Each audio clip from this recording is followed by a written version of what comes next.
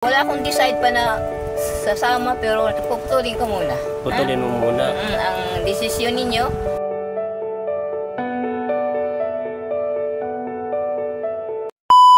Yan, good day sa lahat ng manood natin sa ating YouTube channel, sa ating Facebook page at yan. Dito tayo ngayon sa pabahay ni Commander, dito kila Rose. Yung paglilipatan ni Nanay Nona yan. Yun, inaayos ko lang dito. Tapos yun, sakto nandito yung nagbabantay na isa, yung ano ni Kuya Rolly, kaibigan ni Kuya Rolly, si Tatay Ben. At yan, nag-aayos lang siya ng mga gamit niya. So, yun, ayos naman na, medyo okay, ayos naman na dito, may mga gamit na. Kaya lang yung mga gamit nila Rose nandito pa. So, kami nang bala kung saan namin ilalagay dyan, kung saan namin pwedeng itabi. At yan, punta natin si Nanay Nonay doon sa kanya para makalipat dito. Kanina pa dapat ako, kaya lang ay masyadong malakas yung ulan dito kanina. Halos isang oras mahigit yung ulan. Kita nyo naman, oh, sobrang putik na naman. Kaya siguro doon tayo dadaan sa tabing dagat pag sundo natin kay Nanay Nonay. Kasi hindi man tayo makakadaan doon sa dinadaan natin pababa. Gawa ng masyadong maputik. Kaya yun. At antayin natin sa Tatay Ben kasi sasabay daw sa atin papalik dito sa bayan. Kasi may dideliver din siyang mga huli niyang kasag. Nasakay siya sa atin, ihatid natin sa sentro. At yun, tapos saka natin puntahan si Nanay Nonay para maasikaso ng ilipat dito. At sila Mark, may lakad sila ngayon, kaya ako na muna yung nag-assist dito. Ako na muna yung tusan nila na maglipat kay Nanay Nonay kasi sa ngayon kailangan asikasuhin si Commander, check up yata ni Commander ngayon. Para ano, kasi nagka-problema nung nakaraan. So, yan. Antayin natin si Tatay Ben dito. Yan yung bahay dyan. At pagbaba Tatay Ben, dala niya yung mga ibang gamit niya. So, tapos diretso dito siya sa bahay niya. May bahay siya dito na malapit lang din naman dito. May tinutulungan siya, kaya lang sabi niya dito siya minsan nanot kasi nga pinagkatiwala sa kanya. Siya yung pinagbabantay nila Kuya Rolly nung tatay ni Rose. Siya yung pinagbabantay kaya siya nandito. At may sarili naman siyang bahay kaya wala namang problema. Sabi niya okay lang naman daw, wala namang problema. Yun, bali yun. Hindi ko lang alam kung nakausap na ni Commander ito, pero sabihin ko na lang din bakit yung kay Commander na naabot ako si Tatay Ben dito at nag-aayos yung mga gamit. So yun, paano, kita-kitsa lang doon sa pagsundo kay Nanay Nonay yun sa bahay-bahay niya doon. Baka tingin ko nandun yun ngayon kasi umulan. Hindi ko alam kung nandun kasi lakas ng ulan, halos isang oras mahigit ang ulan dito kanina pa. Kaya nga hindi agad tayo nakalabas anong oras na. At yun, nagamas din daw si Tatay Ben dito sa taas. At yan, may mga talim din dito ng kamuting kahoy. Papakinabangan ito ni Nanay Nonay. Yung mga nasa likod, pwede siya magtanim-tanim dito kasi nagtatanim si Nanay Nonay. Saktong-sakto sa kanya to. At yung hilig niyang pagtatanim, dito magagawa niya yun dito. Mga kamuting kahoy. Kaya lang, wag lang niya bubunutin ulit kagaya nung nandun na tinanim niya, tapos nung may ugat na binunot niya. So, hindi ko alam kung anong purpose nun. Sabi niya may purpose naman daw yung kung bakit ganun. Sabi niya parang hindi daw yata maglalaman pagka gano'n na maraming ugat. Hindi ko alam, di wala ako masyadong ano sa ganyan sa pagtatanim. Kasi ako pag nagtatanim, hindi nagkakalaman. Kaya hindi ko na inano magtanim ng ganyan. Dati nagtatanim ng kamuting kahoy, kaya lang yung sa kasabihan ng mga matanda na pagka ganyan unang tanim mo at hindi talaga naglaman, ibig sabihin yung kamay mo parang hindi talaga ano, pag sa pagtatanim yung magkakalaman ng marami yung kamuting kahoy. Yung hindi ko alam kung ano yung mga kasabihan ng matanda. Ganun yung kasabihan nila. Kaya yun. At antayin natin sa Tatay Ben, tapos diretso na tayo doon sa sentro at pupunta rin kay Nanay Nonay.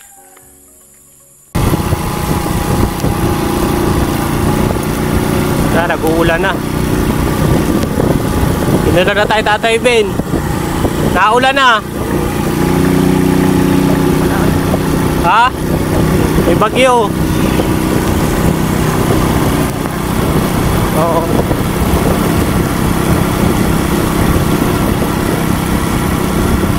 Yan, dito na tayo ngayon sa tabing dagat. Pupunta kila Nanay Nonay. Yan.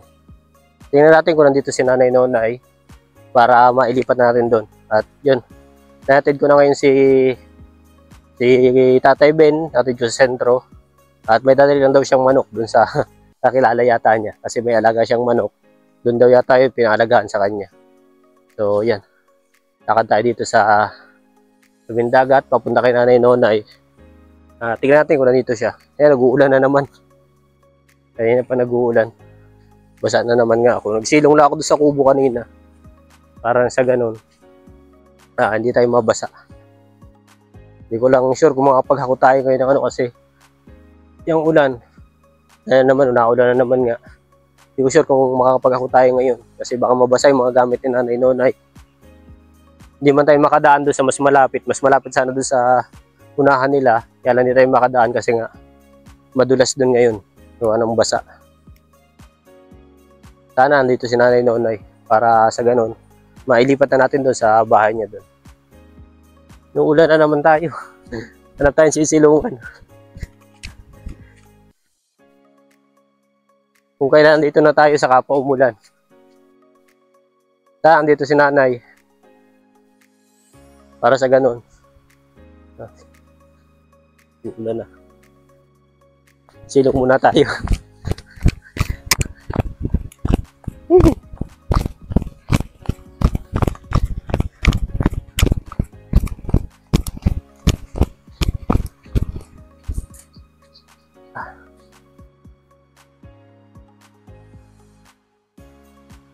Grabe. Tignan nyo. Naabot na tayo ng ulan. Malayo pumunta tayo doon sa motor natin.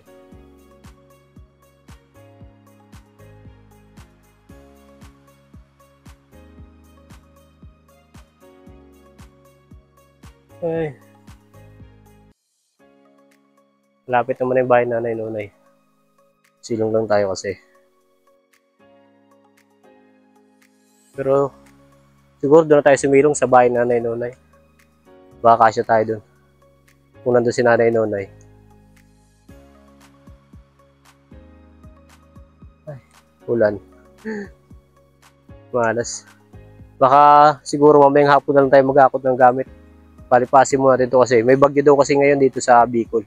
Hindi ko lang sure kung gaano kalakas yung bagyo. Pero sabi, yung mga tao dyan may bagyo ngayon. Para mailipat din si Nanay Nonay, tama-tama may bagyo pati. Kailangan mailikas si Nanay Nonay. Ayan yung kanina. Ayan yung po. Ang dilim na sa gawa ng ulan. Ayan. Ayan, lakas ng ulan. Oh. Halos hindi nakita yung panabi. Dapat tayong dalang payong. Ayan, lakas ng ulan. Marami. Nanay, naabot na tayo.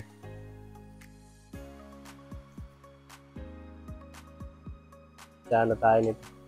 Okay lang sana akong maligo kung naiiwan ko itong bag ko dun sa motor. Kahit magpabasa na sana ako, walang problema. Tapos diligo na lang ulit, banlaw na lang ulit. Kaya lang may dala tayong bag. Nandito yung radyo, nandito yung mga hindi pwedeng mabasa. Mga gadgets natin nandito sa bag. Kaya no choice, sisilong talaga tayo, mag-aantay tayong tumila itong ulan. Yan, dito na tayo sa kanila. Sana nandito, pero may nausok baka nandito. Nanay? Wala si Nanay. Walang tao dito. Pero may nag-aapoy, baka nandito lang. Tingnan natin sa likod. Baka nandito siya sa likod. So wala nang daan dito. Likod na ito. Saan kaya si Nanay? Ngayon pa man din sana yung lipat nung lilipatan niya doon sa para iatid natin doon. Kaso wala. Siguro kaalis lang kasi may may apoy. Kaalis lang siguro ni Nanay. Check natin doon sa may kubo din. Habang di pa naulan na. Punta natin sa kubo doon sa unahan. Baka nandun. Sa dulo doon. Sa dati niyang nilipatan doon. Check natin doon kung nandun. Kasi wala dito. Sa likod naman, wala yun sa likod. Kasi may harang na dito. Para siyang dadaanan. Yan, check natin doon. Hanapin natin kung nasaan. Para mailikas natin. Kasi natin mailikas yung lalo't may bagyo. Wala na dito. Saan kaya nagpunta si nanay?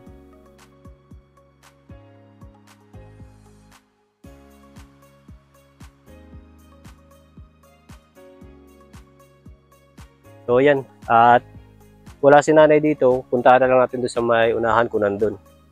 Check natin doon sa may kubo-kubo niya doon. Kaya naulan na. Puntahan na lang natin doon habang di pa naulan. Check natin. Wala rin dito sa bahay niya dito.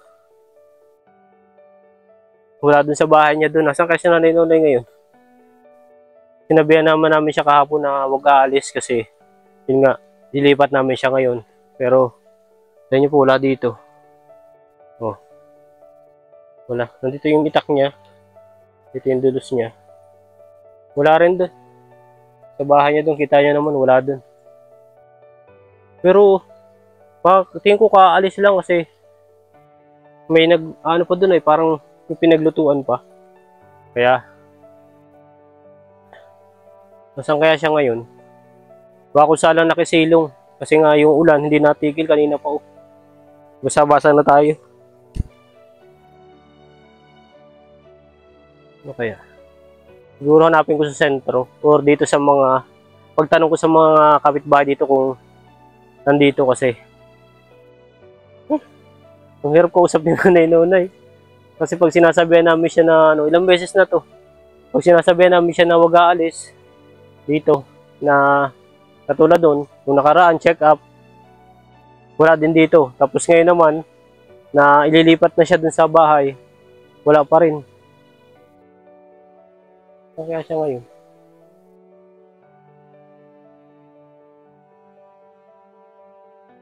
Wala dun sa bahay niya dun. Hintayin natin kaunti. Baka naman kusa lang dyan nagpunta din sa gilid ng mga bundok dito. Baka naglalabas sa looban. Pasukin ko mamaya pagkatapos ng ulan. Tingnan ko doon sa likod, sa pinaglalabahan niya doon kung nandun. Tapos, check ko rin doon sa mga pinupuntahan niya. Doon sa pinag-charge niya sa sentro, sa pinag-aanohan niya ng flashlight niya, pa-recharge siya. Tabing kalsada lang naman yun doon sa sentro, sa may bagong ano doon, health center ng ano doon, sa sentro. Tingnan natin doon mamaya. Tapos, ang alam ko, napunta rin siya sa Baywalk dito sa Kapalonga. Check natin doon kung nandun siya. Ay, ang hirap po man din gumalaw pag ganito. Maulan, grabe.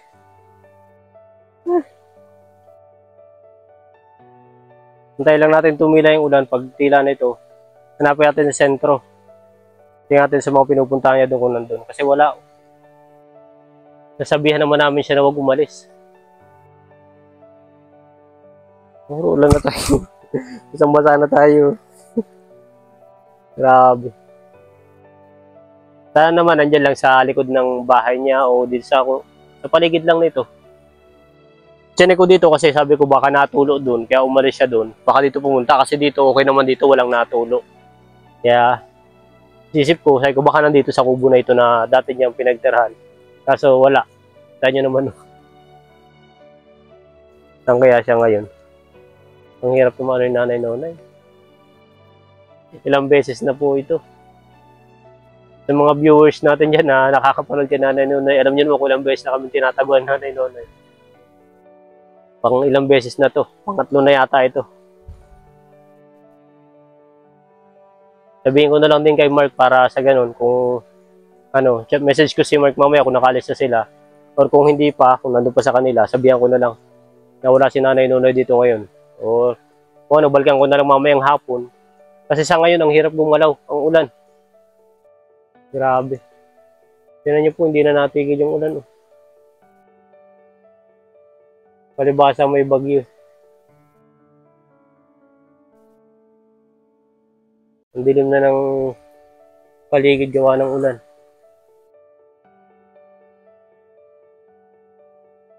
May kaputi man sana ako, kaya lang nandun sa motor. Yung motor natin malayo dito. Doon pa sa may pinaparkingan namin doon sa unahan. Okay lang sana kung sa may taas dito. Kaya lang, di naman tayo makakadaan sa taas dito kasi madulas nga yung daan. Ang hirap. Mamaya siguro pagpunta natin doon, kuhain ko yung kaputi doon sa motor. May kaputi tayo doon. Tapos hanapin ko sa sentro kung nandun. Or baka kung saan lang nakasilong dito kasi nga ganito maulan, bagyo. Sabi si nanay noon ay. Ulan oh.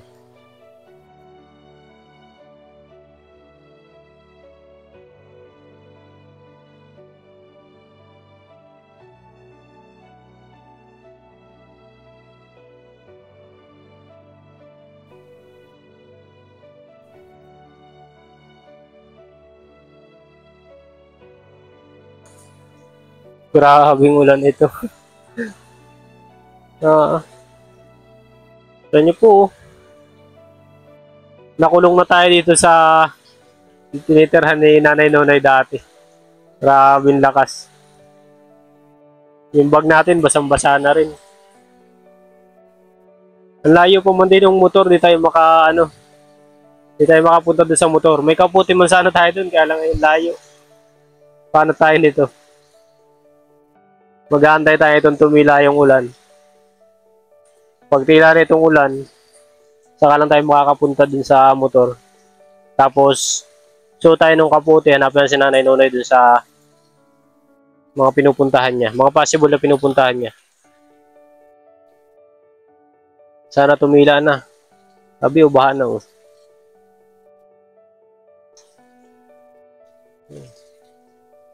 Sobrang lakas ng ulan.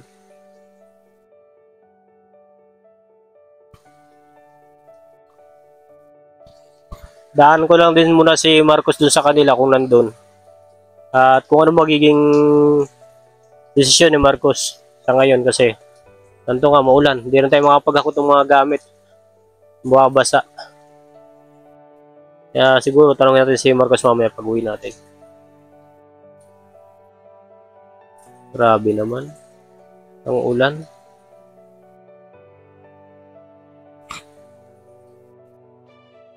Yan, medyo tila na yung ulan at madali na natin bumalik dun sa motor kasi madilim na naman.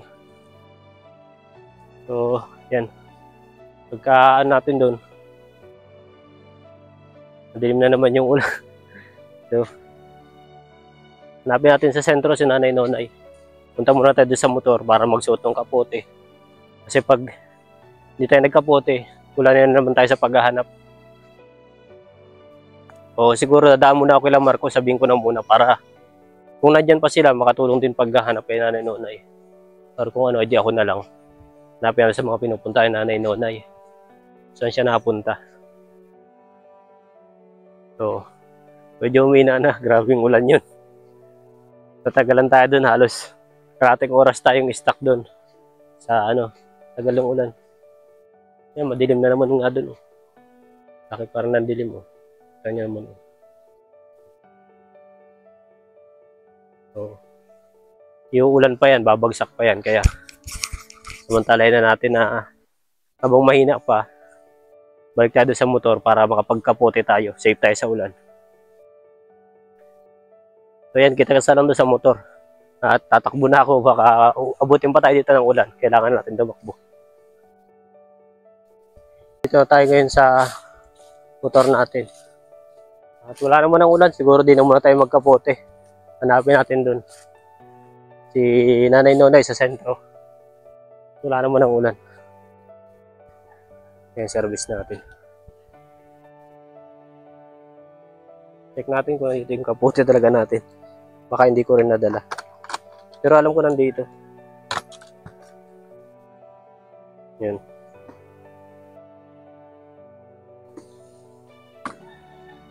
Ito yung helmet natin. Ito yung kapote natin. So, all goods naman.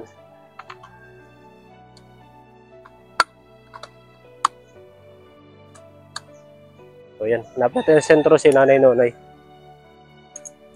At balikan na natin ito mamaya kung makita natin sa sentro. Balikan natin mamaya. Wala rin siya dito. Yan yung nagtatambay yung sa mayan na yan. Yan yung nagcha-charge ng cellphone. Saan kaya nagpunta? Check natin doon sa Bewo kung nandun. Kasi doon siya nagpupunta minsan eh.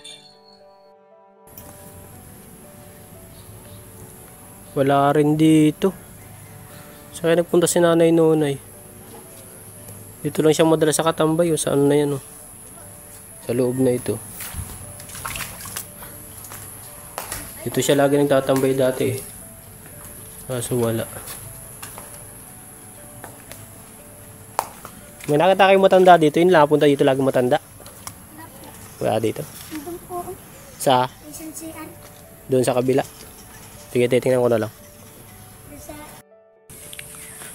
Yan, dito muna ako sa bahay. Nag-uwi muna ako kasi kailangan natin magpalit. Basang-basa tayo ng ulan. So, palit muna tayo ng damit bago tayo pumunta kila Marcos. Tinanap ko dun sa sentro. Wala talaga si Nanay Nonay. Hindi ko alam kung saan nagpunta. Siguro mamaya-mayang hapon, mga balikan natin sa bahay nila kung nandun.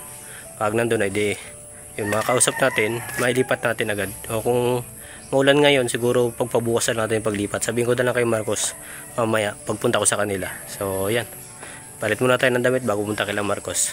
Kita-kitsa lang dun. Yan, nakapag-visa tayo. At nandito tayo kay Marcos. Sabihin natin na wala si Nanay Nonay.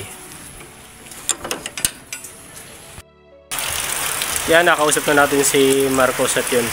Mabalikan ko mamaya si Nanay Nonay. Check natin kung nandun. At sabi ni Marcos, yun nga. Tingnan ko muna kung mamayang hapon si saka tayo mag-decision kung ano gagawin. Kung mamaya ba may lilipat or bukas na. So yun, kita-kitsa lang dun sa mamaya. Pupunta ako dun mamayang hapon. Palipasin lang natin itong ulan na ito. Asan ka po kanina? Nandito lang, hindi ako umaalis. Galing ako dito kanina, parang wala ka dito kanina. Baka nagpunta ako doon sa likuran. Nagpunta ka sa likod. Kaya galing ako dito kanina, nag-uulan pa nga ay. Nagsilong muna ako doon sa kubo mo doon sa kabila. Nahanap kita kanina. Mahirap pagpunta doon nang walang pinanghahawakan ng mga papilis na lumipat na basta-basta. Yun naman po ay sa amin naman po yun. Hawak po namin ng papeles noon. Kahit na. Nasa amin po ang titulo noon, nung bahay na yon, kaya wala po kayong magiging problema doon. Gusto lang po namin nasa safe kayo. Kahit na. Pero kahit na, dito lang muna. Dito naman, sa government ito, di ba? Sa gobyerno itong site ng Tabing Dagat. Shoreline. Kaya ang decide ko, mas komportable ako kung dito lang muna. Dito ka lang muna. Ayaw mo doon sa Hindi naman sa ayaw. Mas safe ka doon. Wala naman mag-ano sa akin ng masama kung wala akong ginagawang masama sa kapwa. Tama po yun. Hindi naman siguro sila gagawa sa akin. Hindi na. Kaya lang po, mas panatag kami kung nandun ka. Kami naman po yung mag-iisip na pag nandito ka kasi lagi kami nag-iisip kung paano ka dito. Huwag yung isipin ang mangyayari sa akin ito masama. Wala yun. Natural lang pagka kailangan dumating sa punto sa ang galit ng isang tao, probably naroon yun. Naintindihan mo? Naroon yun ang galit at naroon din ang simpatiya ng pagkawala ng galit sa bawat tao. Di ba paano po yun? Ayaw mo pong sumama sa akin doon? Wala akong decide pa na sasama, pero nag-decide si Marcos, di ba, na malipat ka doon. Oo. Puputulin ko muna. Putulin mo muna. Ang desisyon ninyo. Kasi ako, mayroon kaming bahay na iniwanan sa sa Maragondon. Ako noon, nagsama sa Habitat of Humanity ng Maragondon, Cavite. Nag-back out ako doon. Pero ang equity ng Suma Kumagay ay naipasok na sa family relevant. Kaso noong nangyari nga sa anak ko na panganay na in-injection doon ng heroin, nag-decide kami na nanay sabi sa akin, punta tayo sa nanay natin, doon muna tayo minirahan. Ang ama noon niya, siguro 1 week nang hindi umuuwi. Si tatay ba't hindi umuuwi? Sabi niya sa akin. Kaya doon muna tayo nanay. nagtatrabaho kami noon sa sa cluster ng Cavite.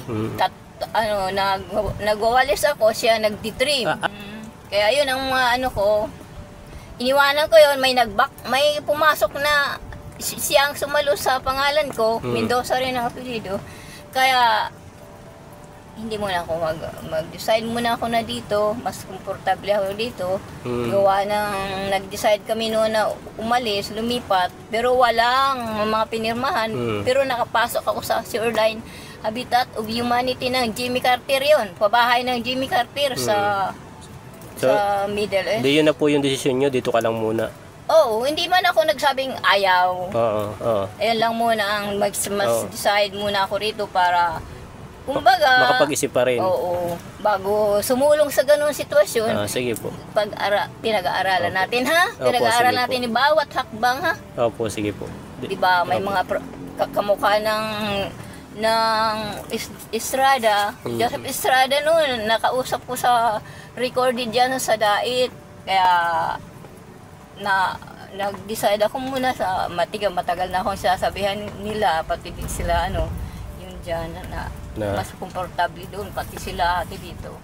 Hindi ako basta-basta naglilipat ng sasabihin ko punta ka agad doon. Nakausap ko sa recorded si Joseph Estrada. Sige po, kung yan po yung desisyon nyo, sige po. Respeto po namin. Ikaw ba ang anak ng Pandoy? Sabi ko, opo. Wag kang basta-basta maglipat ba? Wag kang basta-basta. Ganun. Basta wag kang basta-basta sa pabahay. Sa yan, dito sa Dait. Sige po. Sa may hawak ng walkie-talkie ng gwardiya. Opo. Kaya, pasensya na muna kung hindi ako magsama sa iyo ha. Sige po, okay lang po yun. Opo. Nagkaroon ng problema sasabihin ko na lang po kay Marcos, sasabihin ko na lang po sa kanya. Pupunta po ako doon ngayon, kung nandyan siya sa kanila, sabihin ko na lang po, na ganyan yung desisyon nyo. Oo. Ano po? Oo. Sige po. Galing na rin ako kanina doon wala man sila kanina, kaya ngayon lang ako bumalik dito, hapon na. Nandito ka naman sige. Kung yun po yung desisyon nyo, sige po. Ha? Oo, dito muna ha. Opo, sige po.